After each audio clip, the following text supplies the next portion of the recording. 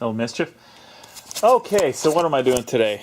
Well, if you watched yesterday's one, this isn't going to be a big shock. I'm going to just do my mounts for this here. And I've been thinking about it. I'm going to cut some chain links in half, and I'll just weld them on here. And I'm just trying to decide which way I want to weld the links on, if I was going to weld them so that they would loop through that way, which would means that they would bend a bit in that direction, or if I would put them so it looped through that way and be a lot more resistant to bending.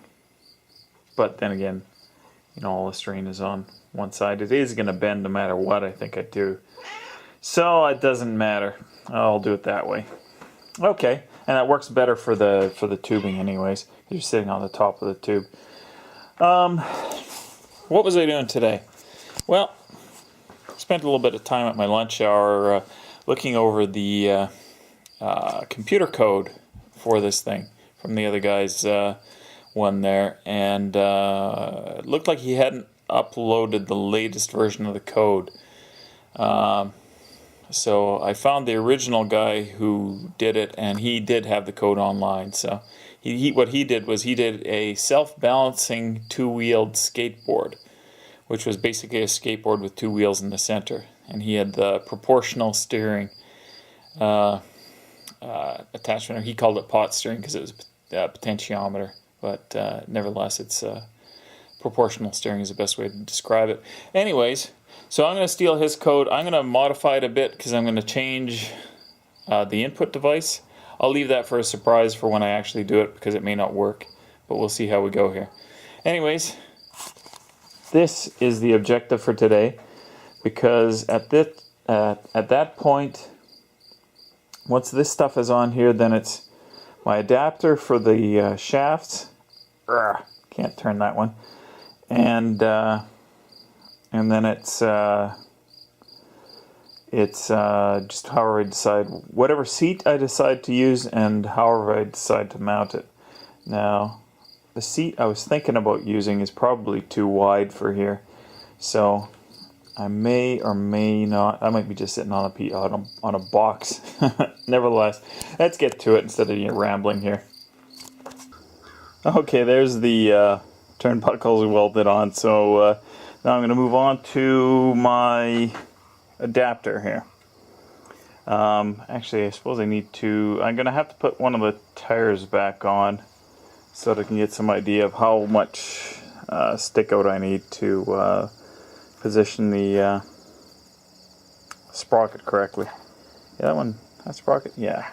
I couldn't have left that on there even if I would have had the right kind of chain. Would have had to have welded it up somehow. Anyways, no worries. Okay, there are my two blanks for my hub adapter. So I'm going to turn down the minor diameter where the sprocket has to go. Then I'll reverse it, turn this end down, and board out. I'll face this end as well before I turn this end down. But nevertheless, there we go. Okay, there we go. I got my minor diameter turned to be a pretty tight slip fit for this. And it occurred to me, since I want this to be concentric with the hole, I'll bore the hole now, because as soon as you pull this thing out of the chuck, there's no guarantee it's going to be exactly concentric with the way it was before, especially with this self-centering 3-jaw chuck. I've seen it go out by as much as about 20 thou. This diameter, I can turn that. It's not, critical for any measurement, so I can turn that down. If it's slightly out, it's not going to be any big deal. But the gear has to be concentric on the shaft, so that has to be bored at this time. So I'll do that. And then I'll turn this thing around, rechuck it, face off the other end, and then turn this outer bit to diameter, which has got to be a little bit smaller. Obviously, you can see that it would interfere with the chain at this point. Okay, there you go. Just a test fit of the collar that this has got to fit over. It's a nice slip fit. I can't feel much, if any, play. So I think we're good there. I can see a little bit. You can actually see right up close. You can see the film moving from the WD-40 I've been using as cutting fluid. Okay, so now I'll flip this thing around, face off the backside, turn this down to, I don't know what I said it was supposed to be. Oh, just under an inch and a half. And that'll be probably it for today. Well, you'll notice that this thing is still sitting up here and hasn't been faced or turned down. I was going to use a piece of aluminum just to protect that surface when I put it back in the chuck.